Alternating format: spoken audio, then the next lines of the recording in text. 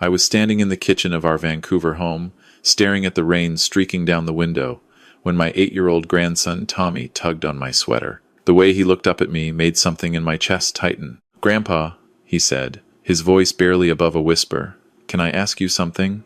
"Of course, buddy. What's on your mind?" He glanced toward the hallway, then back at me. "Why does Grandma always make me take those vitamins when you're not home?" My blood ran cold. "What vitamins?" "The ones in the brown bottle. She says they'll make me strong like you were when you were young." He paused.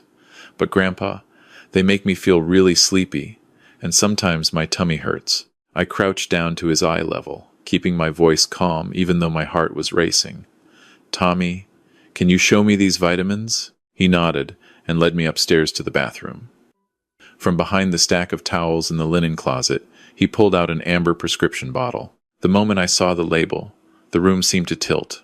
Zolpidem, 10 milligrams, prescribed to Margaret Chen, my wife of 42 years.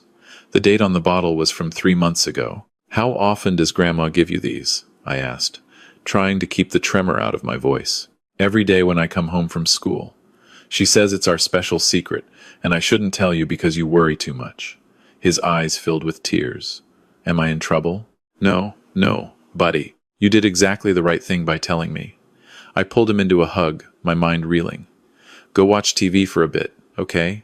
I need to make a phone call." After Tommy left, I stood there holding that bottle, my hands shaking.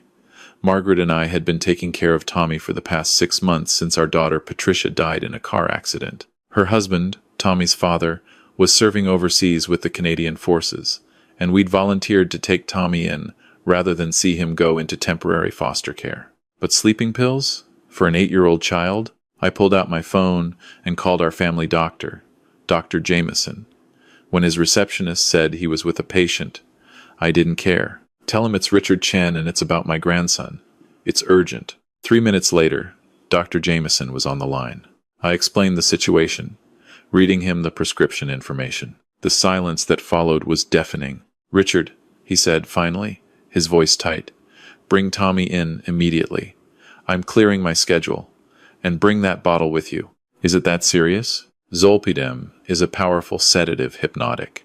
In adults, it's used for severe insomnia. In children, it can cause respiratory depression, cognitive impairment, and in some cases, permanent neurological damage. "How long has this been going on?" Tommy said, "Every day. I don't know for how long." "Richard, I need you to stay calm. But yes, this is extremely serious. I'll see you in 20 minutes. I hung up and found Margaret in her craft room, working on one of her quilts. At 73, she still had the energy of a woman 20 years younger. Or so I'd thought. "Margaret, we need to talk." She looked up, smiling. That smile I'd loved for over 4 decades. "What is it, dear?" I held up the bottle. "Why are you giving your sleeping pills to Tommy?" The color drained from her face. "Richard, I can explain." "Explain? You've been drugging our grandson." "I haven't been drugging him. He has so much energy, and I'm not as young as I used to be. The pills just help him settle down after school so I can rest. Just a little bit. Half a pill, that's all." "Half a pill of a medication meant for adults?" "Margaret, do you have any idea what you've done?" "Oh, don't be so dramatic.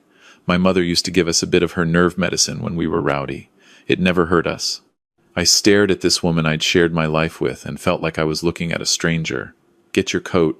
We're taking Tommy to Dr. Jameson right now." "That's completely unnecessary." "Now, Margaret." The drive to Dr. Jameson's office was silent except for Tommy's cheerful chatter from the back seat.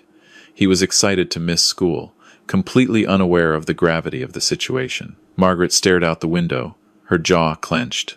Dr. Jameson examined Tommy thoroughly, asking him questions about how he felt, whether he had trouble remembering things, if he'd been having nightmares. Then he drew blood. "I need to run a full toxicology panel," he explained to me in the hallway, while a nurse stayed with Tommy. "And I'm going to need to speak with both of you separately." When he called me into his office an hour later, his expression was grave. "Richard, I'm required by law to report this to Child Protective Services." The words hit me like a physical blow. What does that mean for Tommy? It means there'll be an investigation. Tommy can stay with you, but Margaret cannot be left alone with him unsupervised. I'm also prescribing a full neurological evaluation. We need to assess if there's been any lasting damage. Lasting damage? My voice cracked. Zolpidem in children can affect developing neural pathways. Memory formation, cognitive processing, emotional regulation, all of these can be impaired. The fact that Tommy's been showing sleepiness and stomach pain suggests he's been getting regular doses. If this has been going on for weeks or months. He paused. We won't know the full extent until we complete the evaluations. I thought about Tommy's recent struggles in school, how his teacher had mentioned he seemed distracted, how his grades had dropped.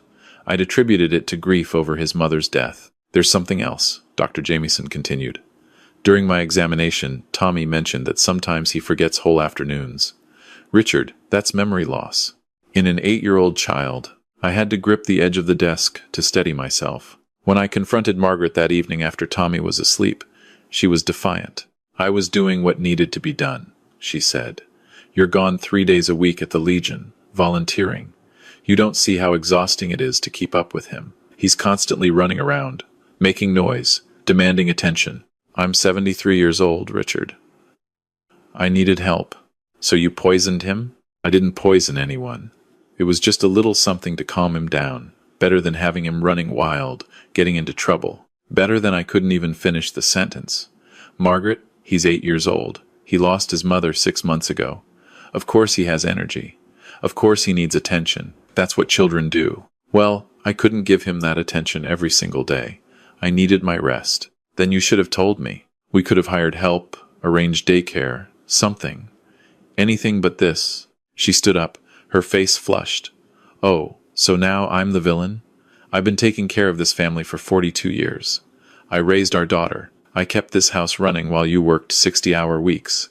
And now, when I need a little help managing, I'm a criminal? You drugged a child, Margaret, our grandson, Patricia's son.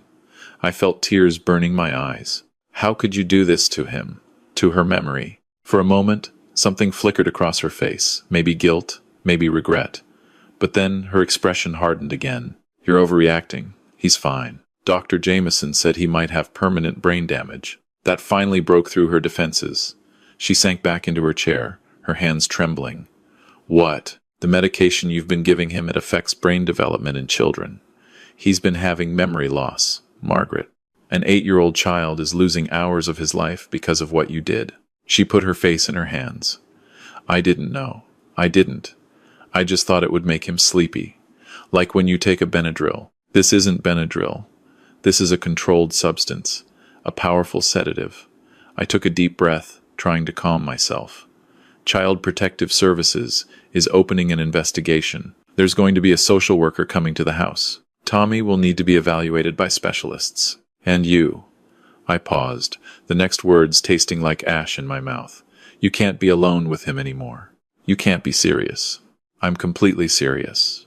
Until this investigation is complete, and until we know the full extent of what you've done, I won't risk his safety. He's my grandson too. Then you should have thought about that before you started medicating him in secret. The silence that followed was broken only by the sound of Margaret's crying. I wanted to comfort her, the way I had for 42 years. But every time I thought about Tommy's confused little face, about the bottle hidden in the closet, about the systematic way she'd been drugging him day after day, I couldn't move. The next few weeks were a nightmare. The social worker, a kind but thorough woman named Jennifer Wong, interviewed everyone, me, Margaret, Tommy's teachers, our neighbors. Tommy underwent a battery of tests, neurological, psychological, cognitive. His teacher, Mrs. Patterson, revealed that she'd noticed changes in Tommy over the past few months. He used to be one of my brightest students, she said, but lately he's been having trouble focusing. He forgets instructions. Sometimes he seems confused about what day it is. The neurologist, Dr. Kapoor, called me in to discuss the results. The good news is that we haven't found evidence of permanent structural damage, she said, but there are concerning patterns in his cognitive testing. His short-term memory scores are well below average for his age. His processing speed is impaired. These effects may be reversible as the medication clears his system and his brain continues to develop. But, she paused, we won't know for certain for several months, possibly years. Years? I felt like I couldn't breathe. The developing brain is resilient, but it's also vulnerable. Regular exposure to sedative medications during critical developmental periods can have lasting effects. We'll need to monitor Tommy closely. He may need cognitive therapy, tutoring support, possibly medication to help with focus and memory as he gets older. I thought about my daughter, about how excited she'd been when Tommy learned to read, how proud she was when he mastered his times tables. She'd had such dreams for her son, and now, because of Margaret's actions, those dreams might be forever altered. At home, the atmosphere was toxic. Margaret and I barely spoke. She slept in the guest room. When Tommy was home from school, I made sure I was there. On the days I had to work my part-time job at the hardware store, my friend Bill from the Legion came to stay at the house. Margaret tried to talk to me several times, but I couldn't hear it. Every time I looked at her, I saw that bottle. I saw Tommy's confused face. I heard Dr. Kapoor's words, lasting effects. The breaking point came 3 weeks into the investigation. I was in the garage, organizing tools, when I heard raised voices from inside the house. I ran in to find Margaret trying to talk to Tommy in the kitchen. I just wanted to apologize, she was saying, tears streaming down her face. I never meant to hurt you, sweetheart. I was just tired, and I made a terrible mistake. What's going on here? I demanded. Tommy looked scared. Grandma was trying to give me a hug, but you said I shouldn't be alone with her. I wasn't doing anything wrong, Margaret protested. He's my grandson. I have a right to explain myself to him. You have a right? I was shaking with anger. You forfeited your rights when you decided to drug him day after day. He's 8 years old, Margaret. He doesn't need to hear your excuses. He needs to feel safe. I never made him unsafe. His memory is damaged. He can't remember entire afternoons of his life. He's struggling in school. How is that safe? Tommy started crying. I immediately knelt beside him. Hey, buddy, it's okay. How about you go watch some cartoons? Grandpa needs to talk to Grandma. After he left, I turned to Margaret. You need to leave. Her eyes widened. What? I want you to pack a bag and stay somewhere else. Your sister's. A hotel. I don't care. But you can't be here right now. You're throwing me out of my own home? I'm protecting our grandson. The one thing you should have been doing all along. She stared at me for a long moment, then turned and walked upstairs. I heard her moving around in the bedroom, drawers opening and closing. 20 minutes later, she came down with a suitcase. At the door, she turned to me. I'm sorry, she said quietly. I really am. I didn't understand how serious it was. I was overwhelmed, and I made a terrible choice. But Richard, I love that boy. I would never intentionally hurt him, but you did hurt him. Intentionally or not, you did. She nodded slowly, tears on her cheeks, and walked out. That night, I sat with Tommy at the dinner table, just the two of us for the first time since this all began. Is Grandma coming back? He asked. I don't know, buddy. We have some things we need to figure out. Did I do something wrong? Is she mad at me? No, Tommy. This isn't about you. You didn't do anything wrong. In fact, you did everything right. You told me the truth when something didn't feel right. That was very brave. But everything feels weird now. I reached across and took his small hand in mine. I know it does. And I'm sorry about that. But here's what I want you to understand. When someone you love does something that hurts you, even if they didn't mean to, it's important to speak up. It's important to tell someone who can help. You did that. But Grandma seemed really sad. She is sad. And she should be. Because she made a choice that hurt you, and now she has to face the consequences of that choice. That's how life works, Tommy. Our actions have consequences. Over the next few months, things slowly stabilized. The CPS investigation concluded that while Margaret's actions were dangerous and potentially criminal, the Crown decided not to press charges given her age, her lack of prior incidents, and her apparent lack of malicious intent. However, it was recommended that she not have unsupervised access to Tommy. Margaret moved in with her sister in Surrey. She called every few days, asking about Tommy, asking if she could visit. I let her talk to him on the phone, supervised. Slowly, very slowly, I allowed brief visits at restaurants, at the park, always with me present. Tommy's cognitive function improved gradually. After 3 months, his teacher reported that his focus was better. After 6 months, His test scores were back to average. Dr. Kapoor remained cautiously optimistic that he would make a full recovery, though she warned that we wouldn't know for certain until he was older. For me, the hardest part was reconciling the woman I'd loved for 42 years with the person who could do what she did.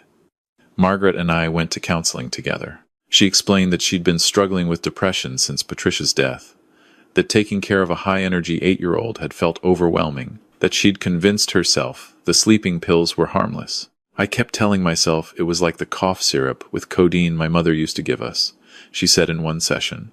I knew it wasn't exactly the same, but I didn't let myself think too hard about it, because if I admitted what I was really doing, you'd have to admit you were hurting him, the therapist finished gently. Margaret nodded, crying.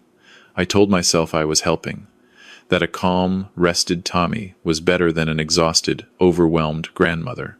I didn't let myself see the truth. The therapist looked at me. Richard, what do you need from Margaret to move forward? I thought about that for a long time. I need to know that you understand the full weight of what you did. Not just that you made a mistake, but that you systematically drugged a child for months, that you hid it from me, that you prioritized your comfort over his safety and development. I need to know that you truly comprehend that. Margaret met my eyes. I do. I really do. And I'll spend the rest of my life trying to make it up to both of you. It's been 2 years now. Tommy is 10, thriving in school, playing hockey and taking piano lessons. Dr. Kapoor says his cognitive function is now normal for his age. He still has some gaps in his memory from that period. There are weeks of his life he simply doesn't remember, but overall, he's a healthy, happy child. Margaret lives in a small apartment downtown now. She sees Tommy twice a week, supervised visits that have gradually relaxed. Last month, I let her take him to the park alone for the first time. She was terrified I'd say no, grateful when I said yes. Our marriage will never be what it was. Too much has happened. Too much trust has been broken. We're working on a new kind of relationship, one based on honesty, accountability, and clear boundaries. Whether that eventually leads to reconciliation or permanent separation, I don't know. What I do know is this. I failed my grandson by not seeing the signs sooner. Tommy had been getting quieter, more withdrawn, struggling in school, and I'd attributed it all to grief. I should have been more observant. I should have asked more questions. But I also know that when I finally did see the truth, I acted on it immediately. I put Tommy's safety above my marriage, above my comfort, above everything else. And that's what every caregiver, every parent, every guardian must be willing to do. Trust your instincts. If something feels wrong with a child in your care, if their behavior changes, if they seem overly tired or confused, if they mention things that don't add up, investigate. Don't assume. Don't make excuses. Don't prioritize adult comfort over child safety. And if you're a caregiver who's struggling, if you're overwhelmed, if you're finding it hard to cope, reach out. Ask for help. Hire support. Talk to family, friends, doctors, counselors. There are so many resources available. What there isn't room for is putting a child at risk because you're too proud or too tired to admit you need assistance. Tommy's father returned from overseas last year. We sat down together, me, Margaret, and him, and I told him everything.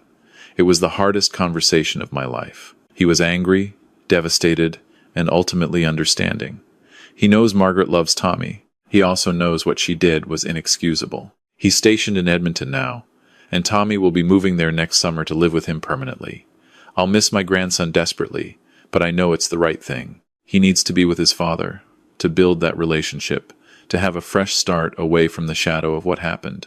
Before he goes, though, I'm making sure he understands one crucial lesson. What happened wasn't his fault.